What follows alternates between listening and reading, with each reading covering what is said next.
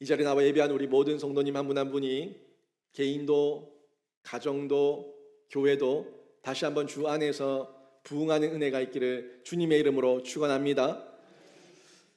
여러분, 살 맛이 없다 하는 얘기 들어보셨습니까? 해보셨습니까? 살 맛이 없을 때는 뭐가 없어서 살 맛이 없습니까? 돈이 없어서 살 맛이 없습니까? 만약 돈이 없어서 살 맛이 없다는 분들은 그 돈이 자신의 꿈이었습니다.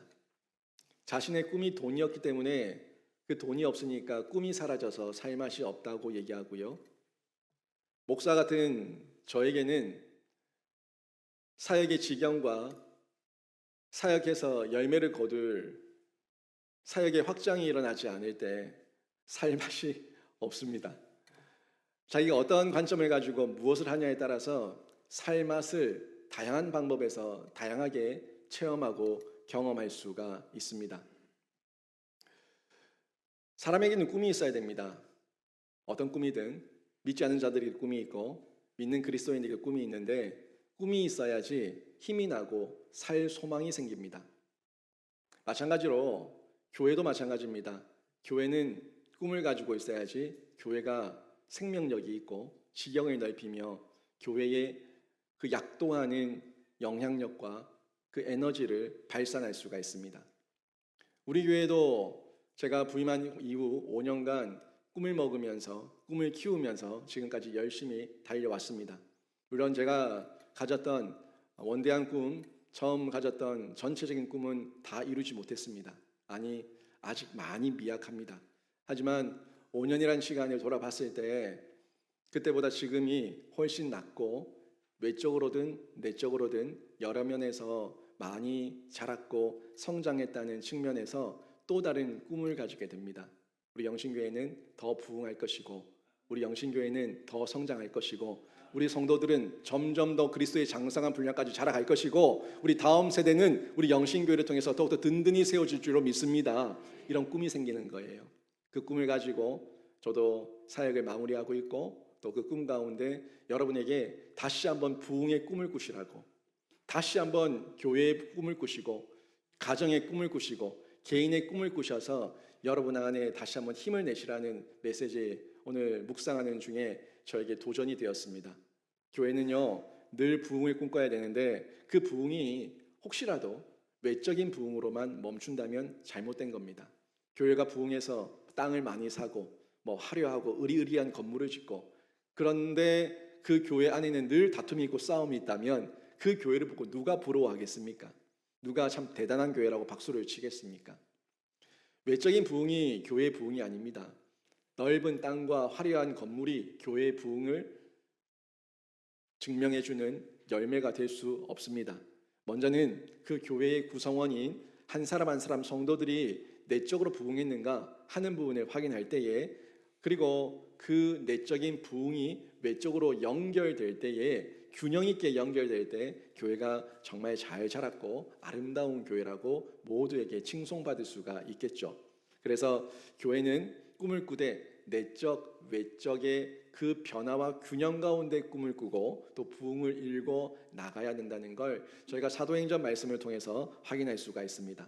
사도행전에 보면은 예수님께서 승천하신 이후에 성령님을 보내셔서 교회가 태동하게 되고 그 예루살렘 교회에서 안디옥 교회로 또 안디옥 교회에서 파송된 선교사들을 통해서 점점 소아시아와 저 유럽으로까지 복음이 전파되는 이 과정을 저희들에게 잘 소개해주고 있는데 여기를 자세히 보면은 점진적인 내적 외적 부흥이 함께 이루어지고 있다는 것을 저희가 확인할 수가 있습니다. 그래서 부흥이 일어나면은 어떤 일이 일어났습니까? 부흥이 일어날 때에 내적 부흥이 일어나니까 상처받고 외롭고 공고하고 어려움 당하던 자들이 회복되고 치유되고 나음을 입는 이런 한 사람 사람이 살아나는 이런 부흥의 현장을 저희가 말씀을 통해서 확인했고 또 그 사람들이 모여서 교회를 일구는 가운데 흥왕하게 교회가 세워지고 또 차고 넘치는 사람들의 수가 있고 이렇게 교회가 외적으로도 발전하고 있다는 것을 저희가 성경을 통해서 확인하고 있습니다. 이 모든 내용들은요, 신약교회에서만 볼 수 있는 게 아니에요. 이 말씀은 신약교회에서 현실이 됐지만 이미 구약에서 하나님께서 선지자들을 통해서 말씀하셨던 그 예언의 성취예요. 그림자로 말씀하셨고 어떤 비밀에 쌓여진 비유로 말씀하셨던 그 내용들이 이제는 예수 그리스도 이후의 교회가 되고 그 교회의 실제적인 열매, 실제적인 현실로 드러나고 있는 걸 볼 수가 있는데, 그 대표적인 말씀이 에스겔서 말씀이에요. 여러분 너무 잘 아는 말씀인데 한번 볼까요? 에스겔서 47장 말씀에 47장 9절과 12절 말씀을 보면은 이런 말씀이 나오는데 한번 보십시오. 여러분 이 말씀을 제가 한번 읽어드리는데 이 말씀을 통해서 교회의 이미지가 떠오르는지 한번 느껴보세요. 이 강물이 흐르는 곳마다 번성하는 모든 생물이 살고 또 고기가 심히 많으리니 이 물이 흘러 들어가므로 바닷물이 되살아나겠고 이 강이 흐르는 각처에 모든 것이 살 것이며, 또 12절, 강 좌우가에는 각종 먹을 과실나무가 자라서 그 잎이 시들지 아니하며 열매가 끊이지 아니하고 달마다 새 열매를 맺으리니 이 물이 성소를 향하여 나옴이라. 그 열매는 먹을 만하고 그 잎사귀는 약재료가 되리라. 아멘. 여러분 이 말씀 보면서 교회 이미지가 떠오르십니까? 지금 여기 보면은 이 강물이 흘러간다고 얘기하고 있어요. 이 강물이 흐르는데 이 강물이 어떤 강물일까요? 예수의 생수의 강이에요. 예수의 생수의 강이 흐르는 곳마다 번성하는데 모든 생물이 살아난다고 얘기합니다. 먼저 이 생물이라는 건 우리 믿는 자들, 우리 그리스도인들, 하나님의 자녀된 백성들이 살아나고 또 고기가 심히 많으리니, 이 고기가 뭐예요? 불신자들, 우리가 구원해야 될 그 백성들의 수가 주변 가운데 많이 보인다는 거죠. 예수님께서 뭐라고 말씀하셨어요? 제자들에게 내가 너희로 사람 낚는 어부가 되게 하리라. 그 사람 낚을 어부, 우리가 구원해야 될 그 백성의 수가 많이 모여든다고 얘기하고 있습니다. 그리고 그 물이 흘러갈 때에 바닷물이 되살아나는데 이 바닷물은 좀 더 넓은 바닷물이에요. 세상, 우리가 있는 세속, 이 세상의 여러 환경들과 우리가 있는 이 나라와 민족이 살아나겠고 또 이 강이 흐르는 각처의 모든 것들, 그 주변 가운데 여러 소생케 되는 많은 현상들을 보게 될 것이라고 얘기하고 있습니다. 그리고 나서 강 좌우가에서 각종 먹을 과실나무가 자라서, 과실나무가 자란다고 얘기합니다. 이게 뭐예요? 우리 다음 세대예요. 우리 다음 세대가 자라서 그 잎이 시들지 아니하고 열매가 끊이지 아니하고 달마다, 매년마다, 매해마다 새 열매가 일어나고 이 모든 소생케 되는 회복, 부흥의 역사가 일어나는데 그 시작이 어디서부터 시작된다고요? 그 물이 성소를 통하여 나옴이라. 믿으십니까? 교회를 통해서 세상의 소금과 빛이 되라는 그 예수님의 말씀은 결국 이 에스겔서에게 주셨던 이 말씀을 통해서 예수님이 다시 우리에게 교훈한 말씀 아닙니까? 저는 여러분 한 사람 한 사람을 통해서 여러분 자녀들이 살아나고 여러분 가정을 통해서 다음 세대가 일어나고 우리 교회를 통해서 하나님 나라를 준비하는 아름다운 다음 세대, 힘 있는 영향력 있는 다음 세대가 무성하게 일어나기를 주님의 이름으로 축원합니다. 이 꿈을 우리 교회가 가지고 있어야 된다는 거예요. 교회가 나 하나 구원받았으면 됐지, 나 하나 천국 가면 됐지, 그거는 세상 종교지 않습니까? 제가 지난주에도 이 불교를 얘기하면서 세상 종교와 우리의 신앙이 뭐가 다른가에 대해서 아주 정확하게 말씀을 드렸는데 우리는 그들과 정말 다릅니다. 나 하나 구원받는 것으로 만족하는 것이 아니라 내가 살아서 내 가정을 살리고 내 자녀를 살리고 이 나라 이 민족을 살리고 내가 아무튼 내 안에 예수 생명, 예수 심장 뛰고 있으니까 이 심장 내가 살아있으니까 뭐라도 해야겠다, 이 마음으로 나를 위한 이기적인 인생이 아니라 이타적인 인생으로 살아내는 것, 이게 신앙이라고 제가 여러분에게 끊임없이 강조하며 말씀을 전했습니다. 여러분 에스겔서 47장의 이 말씀은 지금도 우리 교회에게 유효한 하나님의 언약의 말씀인 줄로 믿습니다. 이 말씀을 우리가 붙들고 하나님 앞에 기도할 때에 한국교회와 영신교회가 예수의 말씀이 풍성하여서 우리가 생수의 강을 흘려보내는 통로가 되어서 주께로 돌아오는 영혼의 수가 많이 일어나는데, 이런 개인과 가정과 교회로 쓰임받는 복된 교회의 일원들 되시길 주님의 이름으로 축원합니다. 이런 부흥을 꿈꾸기 위해서 우리가 먼저 확인해 볼 부분이 있는데 우선순위의 문제인데요, 부흥은요 바른 복음에서 먼저 시작합니다. 바른 복음에서 먼저 시작한다고요. 우리 교회의 슬로건이죠. 천국 복음으로 사람을 살리고 키우고 고치는 이 생명 사역이 부흥의 사역이에요. 부흥을 일으키는 사역이에요. 근데 그 앞에 단서가, 주어가 복음으로 주의 말씀은 진리니이다. 복음은 진리니이다. 진리가 우리를 자유케 하리라. 여러분, 이 복음은요, 다른 게 아니라 하나님의 말씀이 복음이에요. 복음이 우리에게 흘러갈 때에 사람이 살아나고 사람을 키워내고 사람을 고치는 이런 생명의 역사가 일어나게 됩니다. 잘 생각하세요. 하나님께서 태초에 천지를 창조하실 때 어떻게 창조하셨습니까? 말씀으로 창조하셨습니다. 하나님께서 천지를 창조하실 때 말씀으로 창조하시고 성령께서는 그 위에 운행하셨습니다. 먼저 말씀이었고 그 말씀 위에 성령께서 운행하시는 가운데 성령께서 역사하셨습니다. 예수께서 말씀이 육신이 되어 이 땅 가운데 먼저 임하셔서 말씀을 증거하셨고, 그리고 예수께서 승천하신 이후에 보혜사 성령을 보내셔서 그 성령을 통해서 교회를 태동케 하셨습니다. 그러면 말씀이 먼저입니까? 성령이 먼저입니까? 말씀이 먼저예요. 말씀이 먼저 우리에게 기초가 되고 텍스트가 되었을 때 그 말씀의 근거에서 성령께서 깨닫게 하시고 성령께서 우리를 조명해 주신다는 거예요. 성령이 아무리 있어도 말씀이 없으면 성령께서 우리를 깨우칠 텍스트가 없어요. 주제가 없어요. 어떤 내용으로 우리에게 뭘 깨우쳐야 될지 알려줄 지혜와 지식의 기본이 없어요. 태초에 하나님께서 말씀으로 천지를 창조하셨고 그 말씀 가운데 창조되는 그 역사 가운데 성령께서 기품 중에 운행하셨어요. 예수께서 말씀이 육신이 되어 이 땅 가운데 임하셨고 예수께서 승천하신 이후에 보혜사 성령을 보내셨어요. 순서는 정해졌습니다. 그러면 우리가 지금 먼저 말씀을 알아야 돼요. 말씀을 알 때에 말씀을 깨닫게 하시는 분이 성령님이신데 말씀이 없다면 성령께서 우리를 깨닫게 할 게 없습니다. 여러분이 무슨 수학 공식을 깨닫게 하실 겁니까? 아니면 세상 경제의 논리를 깨닫게 할 겁니까? 성령께서 깨닫게 하시는 것은 그 모든 것을 통달하는 하나님의 지혜와 지식인 말씀을 깨닫게 하시는 분인 줄로 믿습니다. 그래서 제가 여러분이 계속 강조하는 성경과 성령의 균형, 이 균형이 있을 때에 치우침 없이 건강한 교회, 바른 복음 위에 바로 선 교회를 세워나갈 수가 있는 겁니다. 이게 전제예요. 성경과 성령의 균형이라고 하는 전제를 가지고 있을 때 교회는 건강해집니다. 성경만 강조하는 교회, 성령이 없는 교회, 아주 교만하고 자만하고 머리만 커져서 자기들이 잘났다고 떠들어대는 교회, 소망이 없습니다.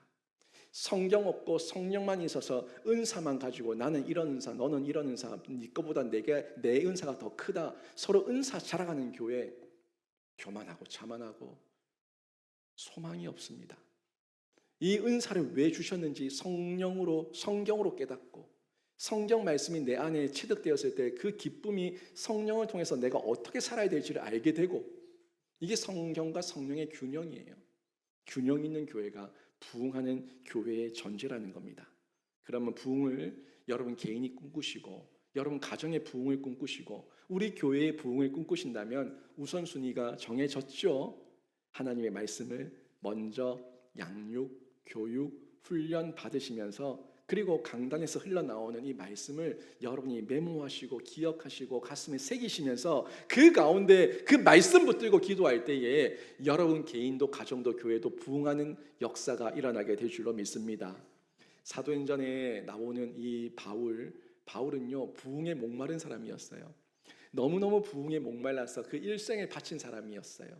그 많은 어려움과 고난과 역경과 매맞음과 그 죽음의 고비를 넘기면서 부흥에 메말랐던 사람이었어요.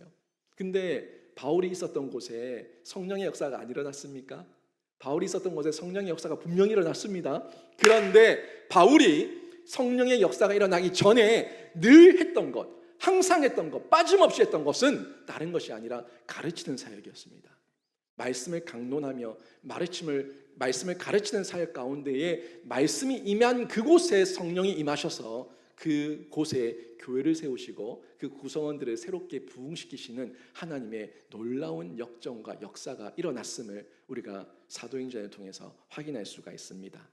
여러분, 지금 19장으로 들어왔는데요. 이 19장은 바울이 3차 선교 여행을 시작하는 시점입니다.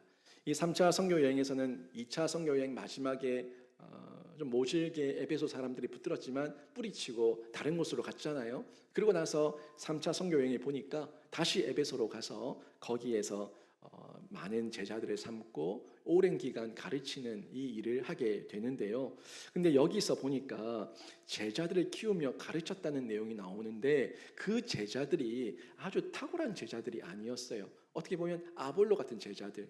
지난주에 봤었던 마태복음 지지난주군요. 사도행전 18장에서 봤었던 그 아볼로 같은 제자들, 이런 제자들이 여전히 그 에베소에 여러 명이 있었던 겁니다. 그래서 이들에게 다시금 예수를 가르치고 성경을 풀어서 가르치고 성령으로 그들을 새롭게 하는 이 사역을 바울이 하고 있는데, 아볼로는 성경을 많이 알았고 이 언변에 능통이 있었지만 예수의 세례에 대해서 몰랐어요. 성령의 능력에 대해서 몰랐어요. 그러다 보니까 머리만 커져 있는 언변 좋은 말쟁이 교사였을 뿐이었습니다. 그래서 그가 브리스길라와 아굴라에 의해서 다시 한번 가르침을 받고 깨우치게 되고 이후에 고린도 교회의 목회자가 되어서 사역을 이어가게 되는데, 지금 에베소 여기서도 마찬가지 그런 아볼로 같은 사람들이 여전히 그 시대에 많았다는 걸 보게 되는데, 이 말씀이 2절을 통해서 확인할 수가 있습니다. 2절을 보는데요, 19장 1절 끝부분에 보니까 에베소에 와서 어떤 제자들을 만났다고 얘기하고, 그리고 2절에서 바울이 얘기하는 겁니다. 이르되 너희가 믿을 때에 성령을 받았느냐? 이 말은 지금 바울이 제자들에게, 에베소에서 만난 제자들에게 말하고 있는 거예요. 이르되 아니라 우리는 성령이 계심도 듣지 못하였노라. 어때요? 아볼로와 똑같죠. 요한의 세례는 알아도 예수의 세례는 모르고 또 성령은 들어보지도 못했다 하는 이런 참 수준 낮은 제자들의 모습이었는데, 이런 자들을 제자 삼아서 바울이 성경을 다시 가르치고 또 예수의 복음을 가르치고 또 예수로 세례를 베푸는 이 사역을 이어가면서 에베소의 교회를 든든히 세워나가는 과정, 이 과정이 오늘 본문에 나와 있는 겁니다. 역시 이들도 마찬가지죠. 성경을 제대로 알지 못해요. 요한의 세례만 알았다는 것은 그냥 율법만 알고 있다는 거예요. 구약의 율법은 많이 알고 있는데 그 구약의 그림자, 그 율법이 풀어집니까? 이 구약의 그림자, 그 비밀에 쌓여있는 그 율법들과 그 내용들은 실체가 되신 예수가 와야지 풀어지는데 그냥 자기들끼리 뜬구름 잡는 생각만 하고 있는 거예요. 아볼로도 그랬고요. 또 지금 여기 만난 제자들도 그러고 있는 겁니다. 그런데 이 사람들이 다시금 바울을 통해서 성경을 제대로 배우고 알고 나니까 놀라운 삶으로 바뀌고 은사를 가진 자가 되어서 제자의 삶을 새롭게 살아내는 역사의 현장 가운데 쓰임받게 된다는 거죠. 여러분, 세례라고 다 똑같은 세례가 아닙니다. 제가 여러분에게 세례를 베풀었지 않습니까? 또 인간 목사를 통해서 여러분이 세례를 받았지 않습니까? 그래서 여러분, 인간 목사에게 세례를 받아서 여러분은 다 이뤘습니까? 모든 걸 다 이뤘어요? 만약에 여러분이 목사에게 세례를 받아서 다 이루셨으면 지금 천국 가시면 됩니다. 근데 우리에게는 그게 아니잖아요. 우리가 목사에게 세례를 받은 거는 우리를 기념하고 또 우리가 어떤 징표로서 하나님의 사람이 되었다는 걸 공의 앞에서 우리가 확인하는 절차일 뿐이고, 진짜 그 이후에 받아야 될 세례가 뭐예요? 성령 세례입니다. 성령 세례를 받아야지만 우리의 실제적인 삶의 변화가 일어나요. 백날 첫날 목사 안수 받고 장로 안수 받고 안수집사 안수 받고 사람들한테 머리 위에 손 얹고 기도해 본들, 사람이 아무리 첫날 만날 백날 해도 내가 성령 세례 받지 않으면 사람 안 변합니다.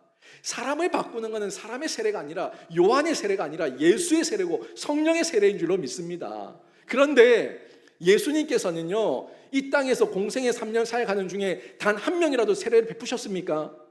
예수님은 세례를 받았지 세례를 베풀지 않았습니다. 뭐 때문인지 아세요?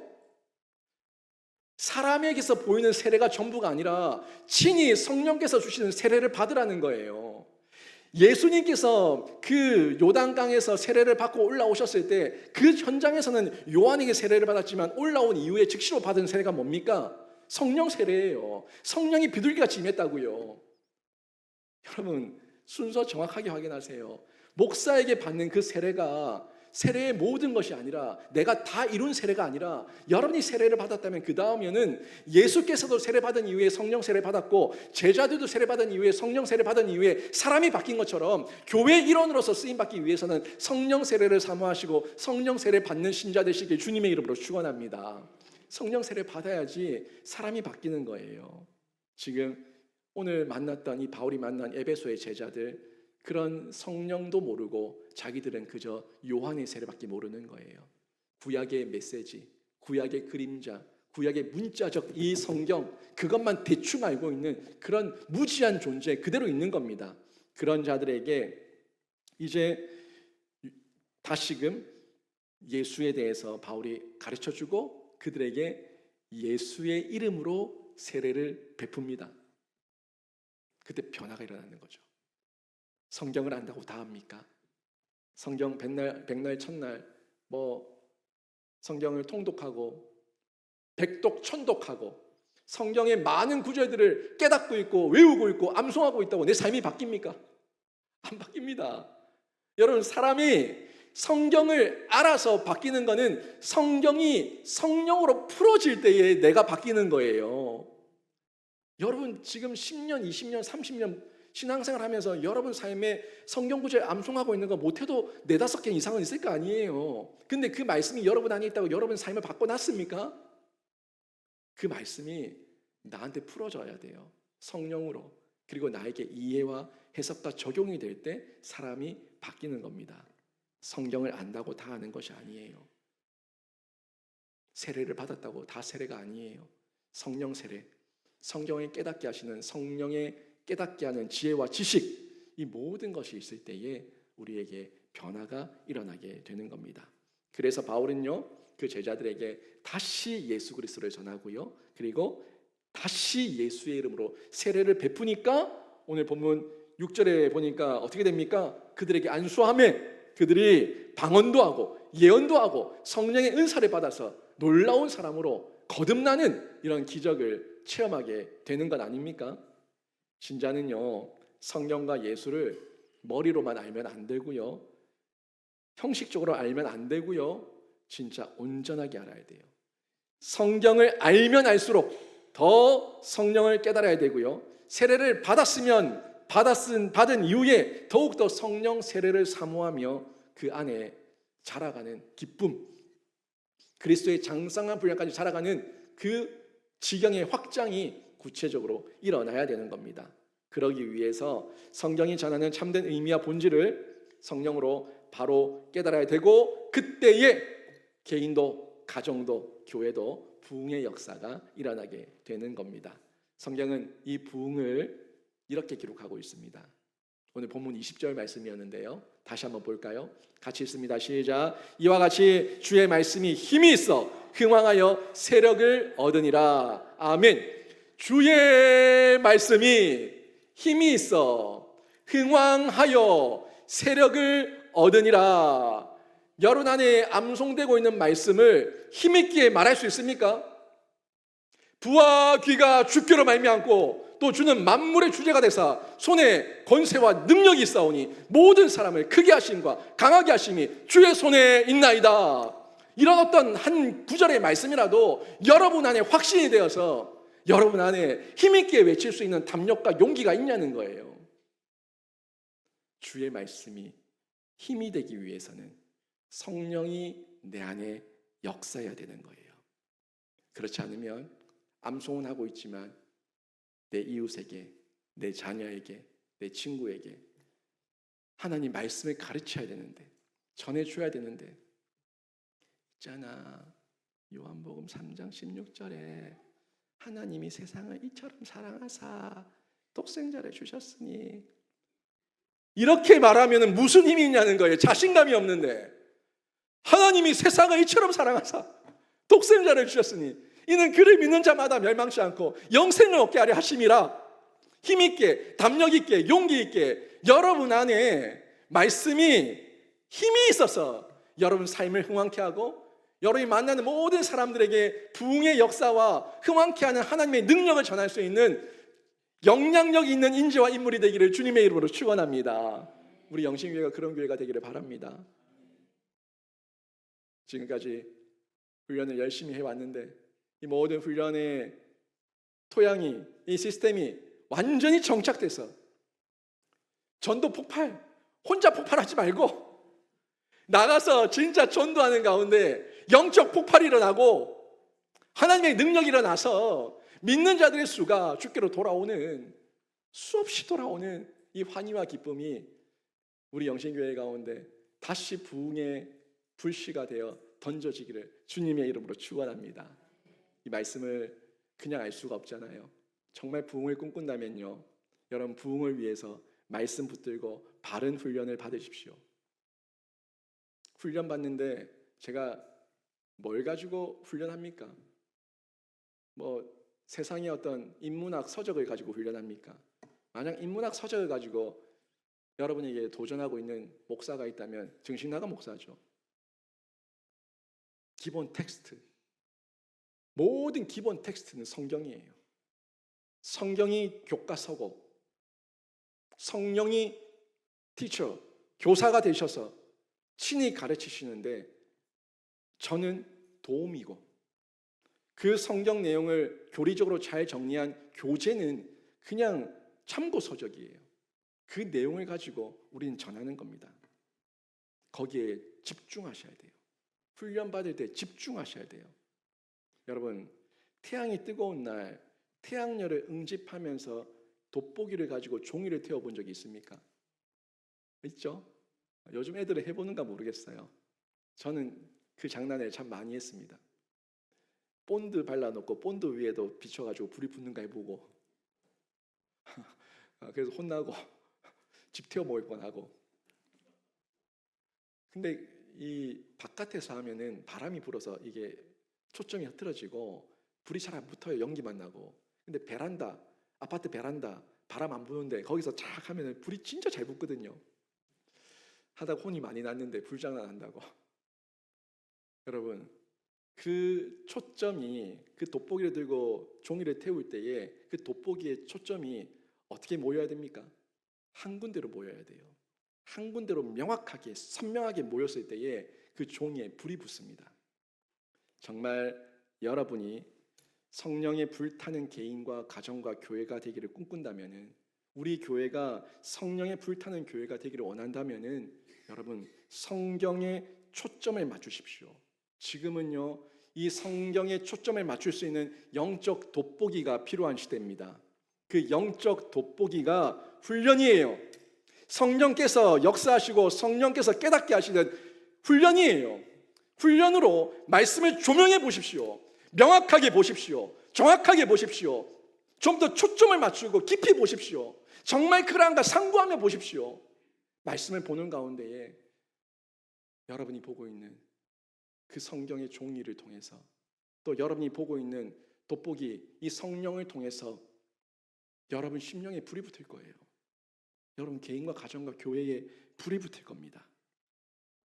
이런 성령의 불은요, 한번 붙으면은 나를 바꿔놓고요, 내가 바뀌면 우리 가정이 바뀌고요, 내가 바뀌고 우리 가정이 바뀌면 교회 공동체가 바뀌는 생명의 파문이 됩니다. 이걸 경험하라는 거예요. 이런 성령의 불, 하나님의 말씀을 체계적이고 적극적으로 가르치고 훈련 받을 때 성령의 불은 발화가 되는 거예요. 그냥 불 주세요, 불 주세요. 아니 돋보기를 비추든 성경을 보든 뭐든 내가 살아있다면, 내가 불 붙기를 원하고 불타기를 원한다면 그 불기둥 가운데 가까이 가야 되는데 가까이 가지 않는데 무슨 불이 붙습니까? 미직지근하죠. 차갑죠. 정말 우리가 불타기를 바란다면 초점을 맞춰야 되는 겁니다. 바울 보세요. 바울은 그 초점을 늘 말씀의 중심을 두고 가는 곳곳마다 이 성령의 불을 붙이기 위해서 그 발화를 말씀의 강론으로 시작합니다. 이 발화를 하기 위해서 성령의 은혜를 강구하는 가운데 성경 강해를 통해서 이 발화를 시작하고 있는 것을 확인할 수가 있습니다. 그때 말씀 있는 곳에 성령이 역사하시고 회복이 일어나고 치유의 역사가 일어나는데 3차 전도 여행도 마찬가지입니다. 에베소에 도착한 바울이 처음 하는 부분 보십시오. 8절, 9절, 10절입니다. 말씀 보세요. 지금 앞부분에서도 이미 이 제자들에게 다시 한번 예수의 세례, 예수의 말씀을 가르치며 또 말씀 가르치고 세례 베풀고 있는 이 모습을 봤죠. 그리고 8절부터 또 보세요. 바울이 회당에 들어가 석 달 동안 담대히 하나님 나라에 관하여 강론하며 권면하되 어떤 사람들이 마음이 굳어 순종하지 않고 무리 앞에서 이 도를 비방하거늘 바울이 그들을 떠나 제자들을 따로 세우고 두란노 소원에서 날마다 강론하니라. 2해 동안 이같이 하니 아시아에 사는 자는 유대인이나 헬라인이나 다 주의 말씀을 듣더라. 제가 지금 앞부분에 보시니까 음역을 넣어놨죠. 글씨 처음에는 어디서 가르쳤어요? 회당에서. 얼마 동안? 석 달 동안. 근데 이 사람들이 순종하지 않고 자꾸 대적해요. 그래서 발에 먼지를 떨고 나와서 또 다른 곳에서 포기한 것이 아니라 두란노 서원을 세우고 두란노 서원에서 두 해 동안 2년 동안 계속해서 말씀을 가르쳤다는 걸 볼 수가 있는데 체계적으로 가르쳤어요. 적극적으로 가르쳤어요. 집중적으로 가르쳤어요. 그 사람들도 일상이 있고 일을 해야 될 사람들이에요. 근데 매일같이 가르쳤다. 어떻게 가능하냐? 중동 지역, 터키 지역, 그쪽 지중해 쪽 지역들은 너무너무 날씨가 덥기 때문에 오전 11시부터 오후 3시까지는 점심 먹고 난 이후에 잠자는 시간이에요. 취침 시간. 이 낮잠 자는 시간인데 그 낮잠 자는 시간을 빼서 그들을 모은 거예요. 밥 먹고 나서 모여라. 밥 먹고 나서 모여라. 잠자지 말고 공부하라. 그래서 두란노 소원에 모여서 그 전승에 의하면 오전 11시부터 오후 3시까지 매일같이 모여서 밥 먹은 이후에는 그 남은 시간을 온전히 하나님 말씀 강론하며 말씀을 배우는데 전무했다는 것을 전달해 주고 있는데요. 거기 집중한 거예요. 이런 일들이 있을 때에 이 말씀을 지속적으로 체계적으로 계속해서 배울 때에 그들이 뭐라고 얘기합니까? 마지막 부분에 다 주의 말씀을 듣더라. 주의 말씀을 듣더라. 이거는 흉내낸 게 아니라 삶의 실제적인 변화가 일어나서 일상이 바뀌었더라. 이 말씀이에요. 말씀대로 살아가더라. 그렇다면요, 우리는 어떻습니까? 우리 삶에도 주의 말씀을 지속적으로 배우고 있습니까? 적극적으로 배우고 있습니까? 집중적으로 배우고 있습니까? 또 우리 삶의 일상 가운데 선교적 삶으로 다 주의 말씀에 순종하는 이런 변화가 일어나고 있습니까? 우리는 어떻습니까? 확인해 보십시오. 성경 말씀의 능력을 온전히 의지하면서 삶의 변화가 일어나는지 물어보시고, 혹여나 분위기 따라서, 리듬 따라서, 조명에 따라서 내 마음이 인위적 반응으로 내 감정이 요동치고 있지는 않은지 한번 확인해 보라는 거예요. 이런 마음의 정함이 없고 뿌리가 깊지 않은 사람들은 일관성이 없어요. 이랬다 저랬다, 이랬다 저랬다, 신앙 좋은 척 했다가 무너졌다, 신앙 좋은 척 했다가 무너졌다. 늘 그렇게 일관성이 없어요. 요동친다는 거예요. 그런 감정에, 인위적 감정에 휘둘리지 말고 정말 심지를, 뿌리를 견고하게 해서 하나님 말씀 가운데 매여있기 위해서는 집중하라는 겁니다. 체계적이고 적극적이고, 그리고 집중적으로 계속해서 배우라는 거예요. 회당에서 3개월, 두란노 소원에서 2년, 에베소에서 최소한 2년 넘는 시간 동안 바울은요, 적극적으로 체계적으로 말씀을 가르치고 훈련시켰습니다. 그리고 이런 훈련이 있을 때 교회가 든든히 세워지는 거죠. 우리 영신교회 5년간 제가 사역하는 중에 부임하자마자 제일 먼저 한 거는 교회 공사가 아니었습니다. 부임하자마자 제일 먼저 시작한 거는 제자반 1기였습니다. 이제 제자반 1기가 올해로 4기 수료를 하게 됩니다. 11월 24일에 수료식을 할 거예요. 사역반 2기를 마쳤고요. 전폭훈련을 1단계가 시작됐고요. 그리고 마더와이즈, 지혜, 자유, 회복, 동행까지 이 4개가 다 진행되면서 그래도 한 틈을 다 돌았어요. 이런 시스템이 한 번으로 끝나는 것이 아니라 우리 교회에 더욱더 체계적이고 더욱더 집중적이고 더욱더 적극적으로 훈련할 수 있는 시스템이 만들어지고 그 가운데 성령의 역사심과 조명하심이 있으면 우리 교회는 더 건강해질 거예요. 점점 더 건강해질 거예요. 1대 제자 양육 1기 2기를 마쳤고 이제 3기가 지금 훈련 중에 있고 이렇게 훈련 받은 사람들이 또 다음 연도에 제자 훈련을 받고 또 지금 제자 훈련 받는 분들이 다음 기에 사역반 3기 사역 훈련을 받고 또 지금 2단계 1단계가 2단계로 넘어가고 전폭 넘어가고 계속해서 훈련이 일어날 때에 그 한 사람 한 사람이 그냥 있는 게 아니에요. 심장이 뛰고 있다고요. 누구의 심장이? 예수의 심장이 뛰고 있다고요.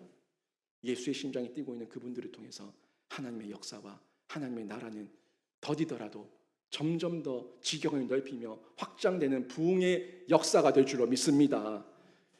우리 예수님께서 이렇게 말씀하셨어요. 예수님께서 누가복음 12장 49절에 이렇게 말씀하셨는데요. 내가 불을 땅에 던지러 왔노니 이 불이 이미 붙었으면 내가 무엇을 하리요? 예수님은 불을 던지러 왔어요. 예수님은 단 한 사람에게도 세례를 베풀지 않았습니다. 예수님은 인간 목회자들을 통해서 인간 제자들, 인간 사도들을 통해서 하나님의 나라가 그들을 통해서 인격적으로 확장되기를 원하셨어요. 그래서 불 붙어 있는 발화가 된 그 제자들을 키우기 위해서 불을 던지러 왔다고 말씀하고 있었어요. 근데 공생애 중에는 내가 불을 던지러 왔는데 이미 불이 붙었으면 내가 뭘 바라겠냐? 라고 말씀하셨는데 아직 불이 안 붙었다는 거예요. 그 불이 성령이 임하셨을 때에 불이 붙습니다.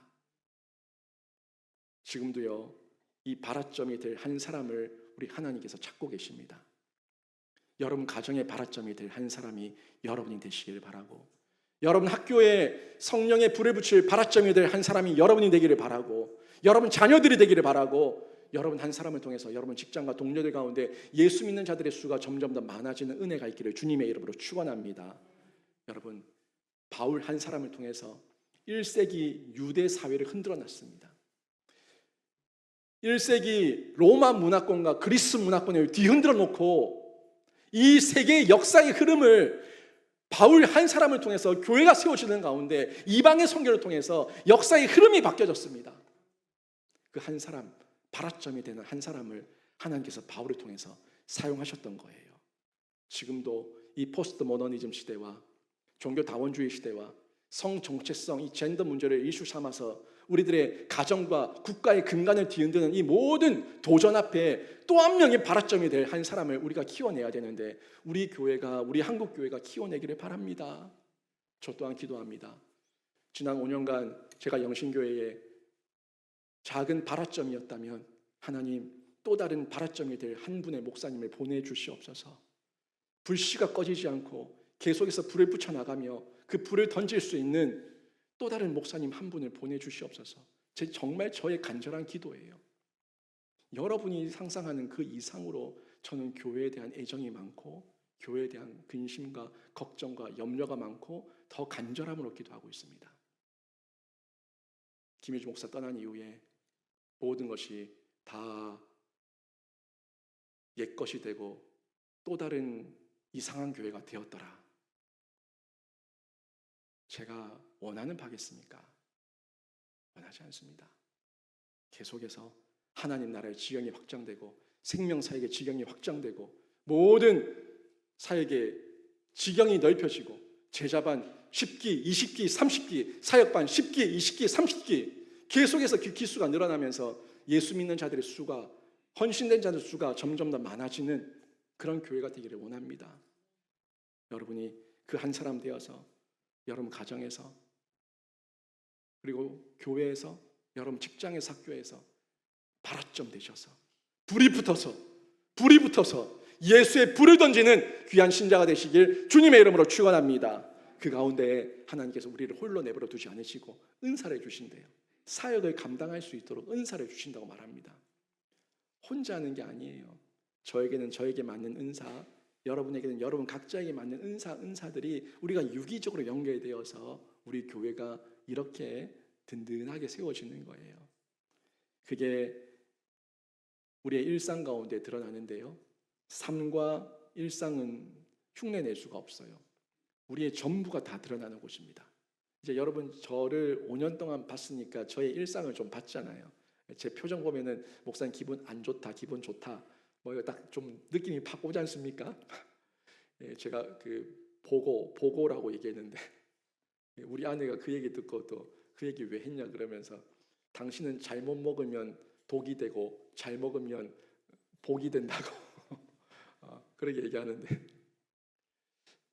보고 너무 이 표정과 감정이 잘 드러나서 일상이에요. 저의 기질이고 저의 성향이고 이런 일상과 저의 기질을 또 하나님께서 때를 따라서 우리 영신교회에서 지난 5년간 사용해 주셨죠. 너무 감사하고 근데 이 일상이 드러나는 건 결국 내 전부가 드러난다는 것인데요. 이 일상 가운데 은사가 드러나요. 성령의 은사가 드러나고 그 열매가 드러나게 됩니다. 그 열매가 나의 열매가 아니라 하나님의 열매가 될 때에 진정한 부흥이라고 하는 이 부흥의 기쁨을 우리 모두가 누릴 수가 있죠. 사람에게 여러 은사가 있지만 이 은사를 자기 과시욕을 위해서 쓰는 사람들이 있어요. 그러니까 나를 위해서, 나의 돈벌이를 위해서, 나의 어떤 안위를 위해서 쓰는 사람이 있는가 하면 그 은사를 정말 주님의 몸된 교회를 위해서 헌신하며 이타적으로 쓰는 사람이 있어요. 만약에 전자에 자기만을 위해 은사를 쓰는 사람들이 모인 교회라면 은사는 많지만 그 교회가 화목하겠습니까? 늘 싸우고 다투고 분쟁하고 파벌을 만들고 늘 시끄러울 거예요. 서로 뭐라고 얘기할 겁니까? 내 은사가 최고다. 내 은사가 최고다. 아니다. 네 은사는 별거 없다. 네 뭐라 했노? 한번 해보자 이거가. 이러면서 늘 싸우려고 할 거 아니에요. 그런 교회가 어느 교회였습니까? 성경이 나오는 교회, 고린도 교회. 고린도 교회가 너무너무 은사는 많았는데 그 은사가 늘 싸움이 되고 시기가 되고 파벌이 되고 분쟁이 되어서 서로 다투기에 바빴습니다. 진짜 교회의 부흥은요, 바른 신자가 바른 은사를 가지고 하나님께만 사용하고 하나님께만 영광을 돌려드리는 것, 이게 진짜 바른 교회의 부흥이고 바른 신자, 바른 교회의 모습입니다. 하나님께서 바울을 교회 부흥의 불씨가 되게 하실 때 실제 은사도 주셨고요, 기적도 일어나게 하셨어요. 우리가 물론 바울의 주도적인 사역은 말씀 강해였고 말씀 강론이었고 가르친 사역이었지만 그때마다 또 기적과 이적이 계속 뒤따랐다는 걸 볼 수가 있는데요. 오늘 본문에도 나왔죠. 저희가 읽지는 않았지만 이 8절 이후에 쭉 보게 되면은 이 바울이 자기 몸에 지니고 있었던 앞치마나 손수건, 이걸 아픈 사람에게 던지기만 해도, 아픈 사람에게 덮기만 해도 그 사람들이 나아요. 아픈 사람들이 병이 낫고 귀신 들린 사람이 귀신이 떠나가고 뭐 이런 기적과 이적이 많이 나타나는 거예요. 근데 이 기적이 이때만 유효합니까? 아닙니다. 여러분, 바울에게 일어났던 이 이적과 기적과 표적은 지금 한국 교회에도 여전히 유효한 줄로 믿습니다. 이 은사는 현재도 유효해요. 다만 제가 여기 단서를 답니다. 다만 그 빈도가 차이가 있어요. 빈도가 예전보다 못해요. 그것도 이유가 있습니다. 그 이유는 이제는 성령의 은사와 기적을 보기보다 성경에 대한 균형이 필요한 시대이기 때문에 성경에 좀 더 집중하라고 하는 하나님께서 우리를 성장시키시는 과정 중에 하나예요. 여러분, 구한 말에 우리 한국에 성령사님들이 들어와서 제일 먼저 고아원을 세우고 학교를 세웠어요. 병원을 세웠어요. 왜 그랬어요? 글을 몰라서, 까막눈이 너무 많아서, 대부분 처음 예수 믿었던 사람들은 다 천민이고 노비들이어서 글을 몰라요.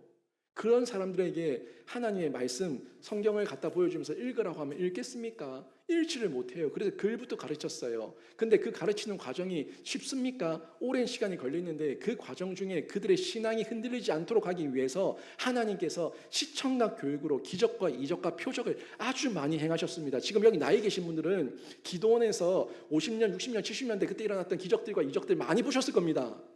근데 요즘은 기도원들이 그런 곳이 없잖아요. 잘 없잖아요. 기적과 이적과 안 일어나진 않지만 아주 희귀하게 일어나잖아요. 성령님께서 우리 한국을 버리셨어요. 그게 아니에요.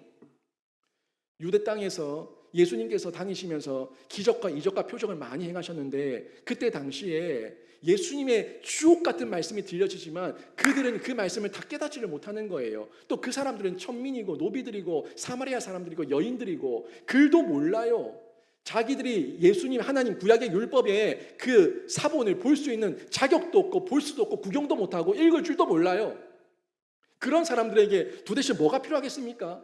그들에게 필요한 거는 시청과 교육이 필요한 거예요. 봐라, 이적과 기적과 표적이 일어나지 않냐, 봐라, 이거예요. 저 유럽으로 가서 성지순례를 한다든지 초대교회 그 성지순례를 하게 되면요, 그 으리으리한 그 교회들 가운데에 천장이나 벽에 그림들이 그렇게 많아요. 왜 그림이 많은 줄 아세요? 예수님의 태어나심부터 예수님 죽으심까지를 다 그림으로 그려놨어요. 온 곳곳에. 왜요? 글을 모르니까 그림을 보고 설명해 주는 거예요. 그림을 보면서.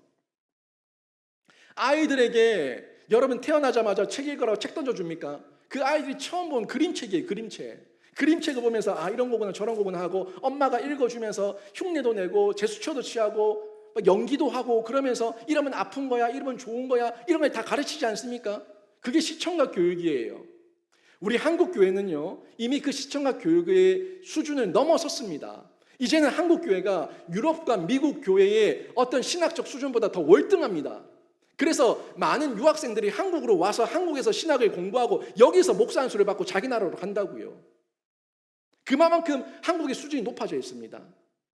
그래서 한국 교회는 성령의 은사는 유효하지만 이제는 성령에 매여 있을 것이 아니라 성령은 이미 우리에게 역사하고 있고 성경을 좀 더 바르게 좀 더 깊이 보는 성숙의 과정 가운데 성경을 깨닫게 하시는 성령의 은혜가 유효하게 지금도 나타나고 있는 줄로 믿습니다. 이걸 분별해서 보시라는 겁니다. 분명한 거는 눈으로 보이는 시청각 교육, 이적과 기적과 표적 분명히 영향력이 있습니다. 많은 사람들에게 좋은 증거가 되고 하나님 살아계심의 그 증인과 증거로서 그 표적으로서 활용될 수 있습니다. 그런데 이런 것들이 지금은 너무 교만하고 악한 시대다 보니까 악용하고 이용해 먹는 사람들이 너무 많다는 거예요. 한국에 교주가 얼마나 많아요. 지가 예수라는 인간들이 몇 명이에요 도대체.